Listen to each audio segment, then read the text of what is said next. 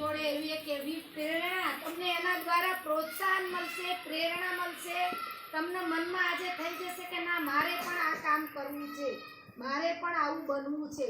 દરેકની પોતપોતાની ઈચ્છા હોય, કોઈને ડૉક્ટર બનવું, કોઈને વકીલ બનવું, પણ એ બનવા માટે આપણે કેટલી બધી મહેનત કરવી પડે. એમને એમ થવાતું નહીં, મેદાનમાં જઈને 2 થપ્પા મારીને કે રમવાથી કંઈ બનાતું નથી.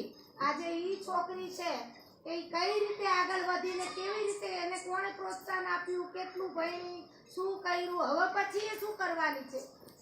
આ સ્કૂલમાં ભણેલી ઘણી બધી છોકરીઓ CA બની, ડૉક્ટર બની, પોલીસ બની, એમાંની એક પોલીસ છોકરી મીરા, એને આજે હું તમારી આગળ રજૂ કરું છું.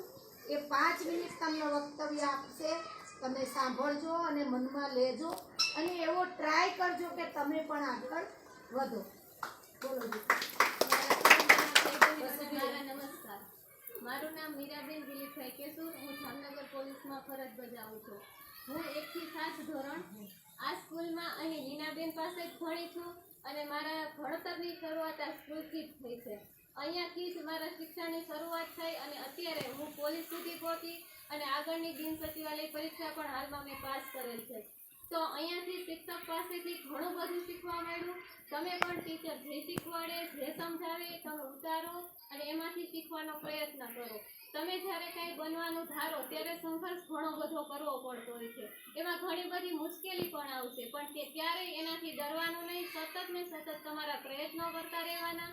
એક દિવસ ચોક્કસ તમને પણ સફળતા મળશે.